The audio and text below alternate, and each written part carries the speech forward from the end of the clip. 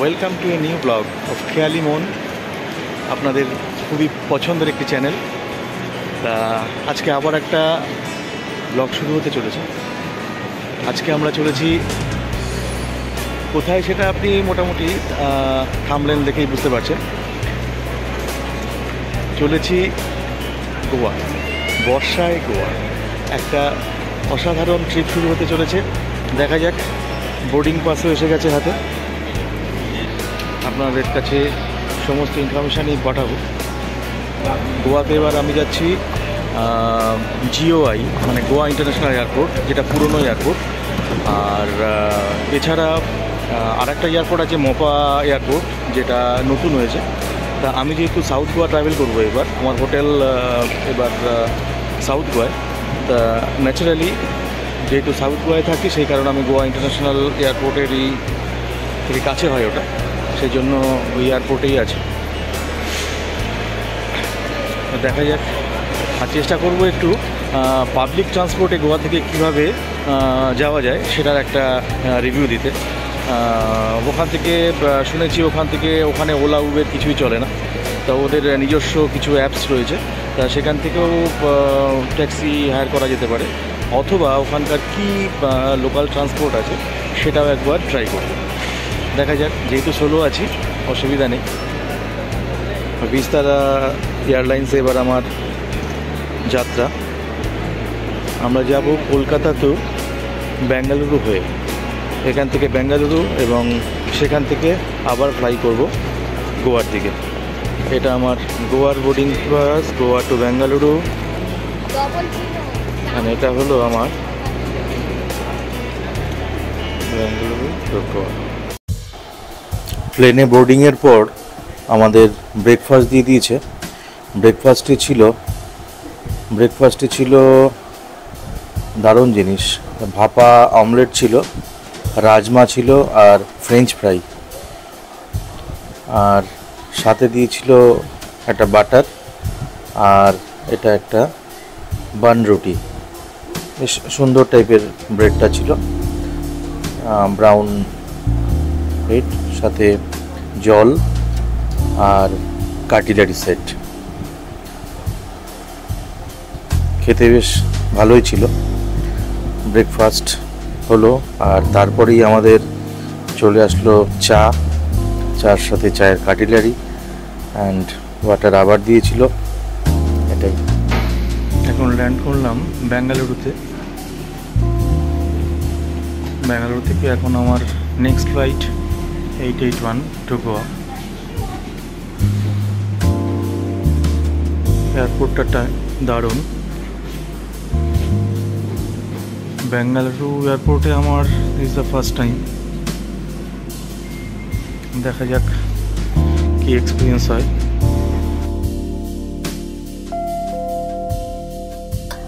ব্যাঙ্গালোর এয়ারপোর্টের একটা সুন্দর জিনিস দেখলাম, মানে এর ডেকোরেশন নেক্সট লেভেল।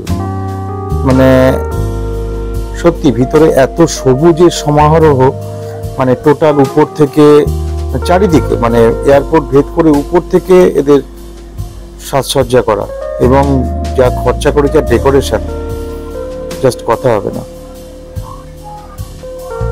সত্যি এয়ারপোর্টের মধ্যেটা একেবারে নেক্সট লেভেল।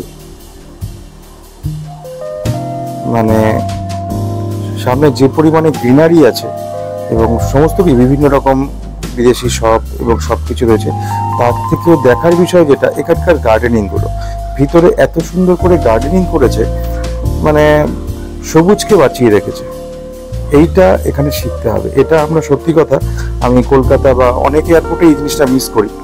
তা ব্যাঙ্গালোরে এটা ইউনিক জিনিস আমার মনে হলো, যে এরা এয়ারপোর্টটাকে খুব সুন্দর করে রেখেছে। এটা এখন আমার এখানকার বোর্ডিং পাস। আমার হচ্ছে flight number UK 881, gate number 10।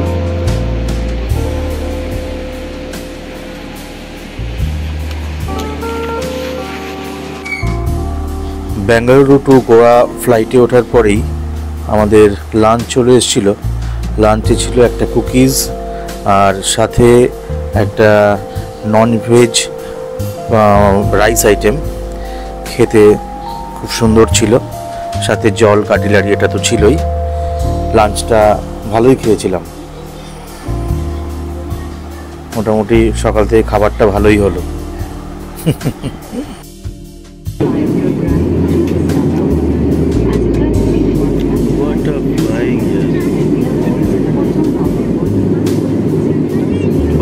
অসাধারণ লাগছে, জাস্ট কথা হবে না। শান্ত প্লেনে আমি ভিডিও করি না, नजारा जस्ट जवाब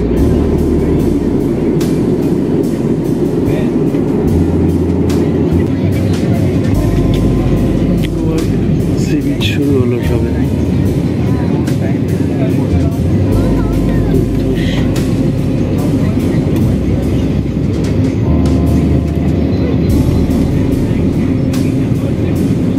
আমরা ল্যান্ড করছি Goa international airport.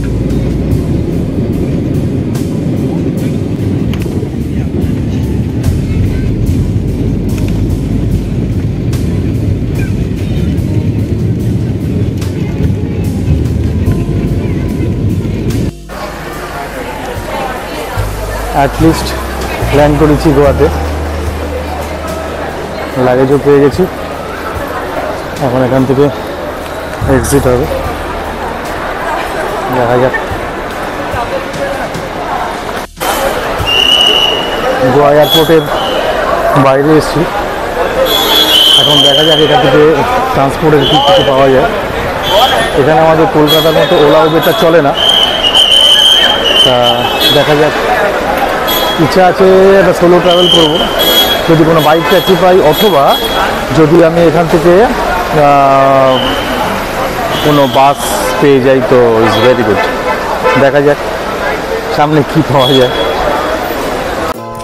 Goa international airport অথবা ডাবলিং এয়ারপোর্ট থেকে প্রিপেড ট্যাক্সি আপনি সবসময় পেয়ে যাবেন। এখান থেকে গোয়ার যে কোনো জায়গার ট্যাক্সি পাওয়া যাচ্ছে, প্রিপেড ট্যাক্সি। ভাড়া একটু বেশিই লাগবে। আর তবে এখানের যদি অ্যাপসের মাধ্যমে করতে চান, এখানের দুটো অ্যাপস আছে, সেই লিঙ্ক আমি ডেসক্রিপশানে দিয়ে দিচ্ছি। সেই অ্যাপসের মাধ্যমে আপনি বুক করতে পারেন। এখান থেকে মোটামুটি গোয়া, যদি নর্থ গোয়া যেতে চান মোটামুটি 2000 টাকা, আর সাউথ গোয়া যদি যাওয়া যায় মোটামুটি 1200 টাকা, এরকমই চাইছে। দেখা যাক।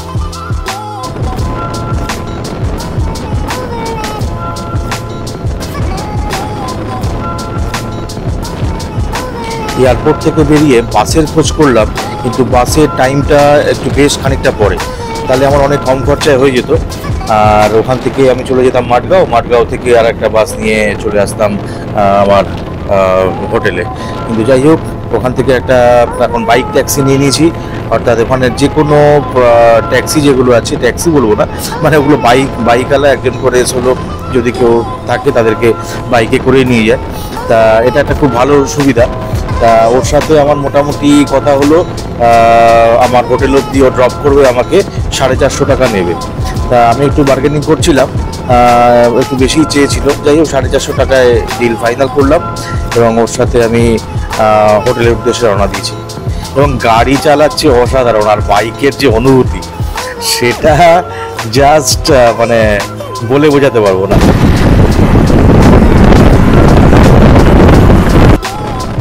এয়ারপোর্ট থেকে বেরোনোর পর যখন হাইওয়েতে উঠছি, জাস্ট ভাবতে পারবেন না যে রাস্তার কি কন্ডিশন।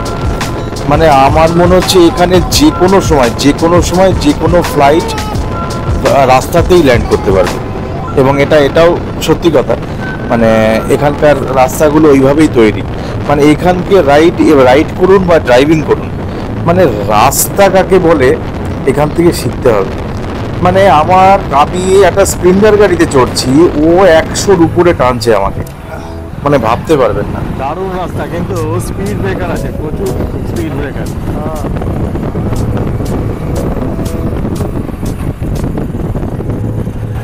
মজা। যদিও হাই রোডে কোনো স্পিড ব্রেকার নেই, আমি যখনই বাই লেনে ঢুকেছি তখনই আমি স্পিড ব্রেকারগুলো পাচ্ছি। It's awesome. গোয়া সম্পর্কে একটা অন্যরকম ধারণা ছিল, কিন্তু গোয়াতে আসার পর যা ছবি দেখছি, আমার সামনে যে পরিমাণে সবুজ আর এত মানে প্রাকৃতিক সৌন্দর্য মানে ঢেলে সাজিয়ে রেখেছে, যা সব মানে ভাবাই যায় না, এত সুন্দর। মানে গোয়া নিয়ে কোনো কথা হবে না। বাইকে করে খোলা আকাশের নিচে গাড়িতে চড়ুন, দারুণ লাগবে, কথা দিচ্ছি। গোয়ার মেন অ্যাট্রাকশন একটা জিনিসই বলবো, সেটা হচ্ছে এখানকার বাইক বা স্কুটি। মানে স্কুটিতে বা বাইকে করে যদি আপনি গোয়াটা না এক্সপ্লোর করেন, তাহলে ইনফ্যাক্ট গোয়া ট্যুরটাই আপনার মাটি। মানে এখানে যা সিনিক বিউটি আছে, যা আছে এখানে পার ডে 400, 450, 500 এর মধ্যেই আপনি বাইক পেয়ে যাবেন, স্কুটি পেয়ে যাবেন। তেল ভরুন আর বিন্দাস চালান। মানে এইভাবে আপনি গোয়াটা যদি এক্সপ্লোর করেন না, মানে আমি বলবো যে গোয়ার যে ভাইবটা আপনি একমাত্র বাইক বা স্কুটি ছাড়া আপনি এর ভাইব পাবেন না। তাই বাইক মাস্ট। অ্যাটলিস্ট এসে পৌঁছালাম কোলবা কিনারা, হোটেল কোলবা কিনারা। আর যার সাথে আসলাম তিনি হলেন, আপনার नाम बोलून, आपका नाम बताइए। खालिद अहमद। खालिद अहमद, आपका फ़ोन नंबर बताइए। 7378536503। हाँ, ये हम डाल देंगे। हाँ, ये हम डाल देंगे। अगर किसी को एयरपोर्ट पे आने का बाद गाड़ी का ज़रूरत हो, ये गाड़ी का नंबर देखिए, ये गाड़ी का नंबर देखिए। बस खालिद भाई को एक बार कॉल कीजिए। इतना अच्छा आदमी है, इतना अच्छा चलाते हैं ना। बस उधर से कोलबा, वो जो हमको एयरपोर्ट में उतरे, वहाँ से यहाँ आने में मुझे बहुत चीप रेट में यहाँ पे लेके आया। आप उससे बात कर लीजिएगा, वो आपको पूरा हेल्प कीजिएगा। ठीक है, ओके, थैंक यू। এখন এন্টার করছি হোটেল কোলবা কিনারা। দেখা যাক আমার কোথায় রুমের অ্যালটমেন্ট হয়েছে বা কিছু, কথা বলে দেখছি। কিন্তু এখানে পুরো ফাঁকাই দেখছি, দেখা যাক। শেষ পর্যন্ত রুমে পৌঁছে গেছি। তার আগে একটা রুম ট্যুর দেবো। এটা ওরা আমাকে এটা দিয়ে ওয়েলকাম করেছে, সাথে একটা ওয়েলকাম ড্রিঙ্কসও ছিল। আমার রুম নাম্বার হচ্ছে 107। এখানে লাইটটা কম আছে। এই হচ্ছে রুমে ঢুকলাম। রুমে ঢোকার পরে এটা হচ্ছে রুমের ওয়াশরুম আছে, এটা ওয়াশরুম। আর এখানে আমি আমার লাগেজ রেখেছি আছে। আর এখানে একটা বেড আছে, ওখানে একটা আয়না রয়েছে এটা। আর এর পাশে একটা ওয়ার্ড্রোব, একটা সেফটি লকারে রয়েছে।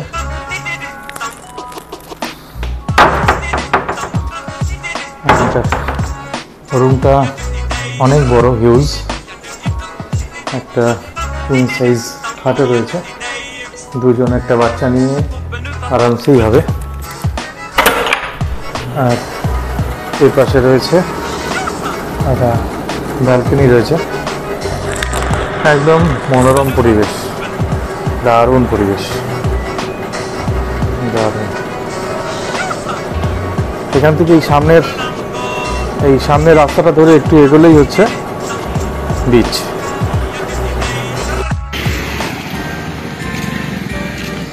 ঘড়িতে এখন 11টা বাজে রাত। আমি শুধু দেখাচ্ছি যে মানে নর্থ গোয়া আর সাউথ গোয়ার ডিফারেন্সটা।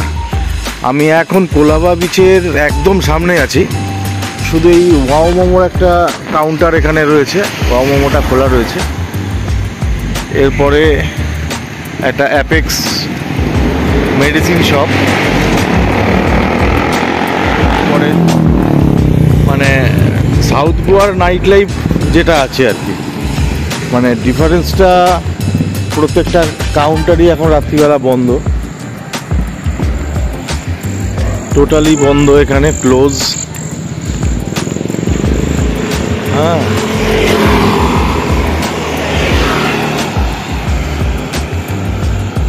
ফাঁকা শুনশান অবস্থা।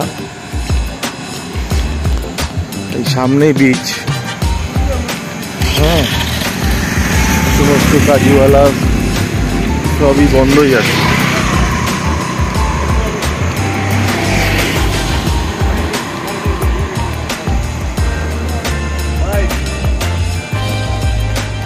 এখানে এই রেস্টুরেন্টও বন্ধ। এখানে একটা রেস্টুরেন্ট খোলা দেখছি, এখানে একটা রেস্টুরেন্ট একটু খোলা আছে, এটাও খোলা আছে। হ্যাঁ,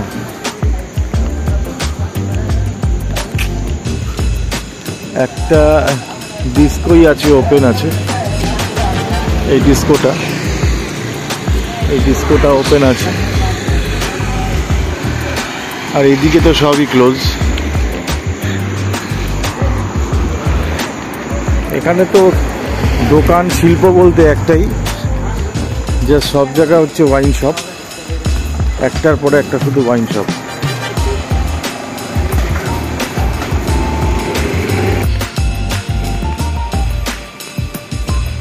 সব লিকার স্টোরগুলো বন্ধ,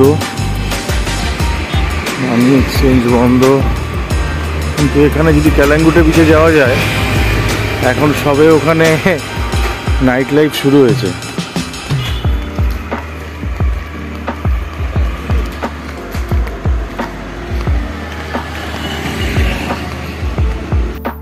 আমি হোটেল থেকে ডিনার করেই এসেছিলাম, তবু একটা রেস্টুরেন্টে ঢুকলাম, ওখানে লাইভ মিউজিক চলছে আর পানশালা ওপেন। ওখানে রেস্টুরেন্ট সব জায়গাতেই ড্রিঙ্ক অ্যালাউড এবং সেটা চলছে, এবং এটা খুব সুন্দর, একদম বিচের পাশে, এটা স্যাকের মতো। সেখানে আমরা একটুখানি বসলাম, একটু আড্ডা মারলাম। তারপরেই আমার আজকের প্রথম দিন, গোয়ার প্রথম দিন শেষ করছি। সবাইকে গুড নাইট, দেখা হচ্ছে আবার কাল সকালে বিচের সাইডে। ওকে, দেখতে থাকুন আমার নেক্সট ব্লগ। আর ভিডিওটি যদি ভালো লেগে থাকে তাহলে একটা লাইক আর সাবস্ক্রাইব করে আমার পাশে থাকার অনুরোধ রইল। ধন্যবাদ, আসছি পরের ব্লগে।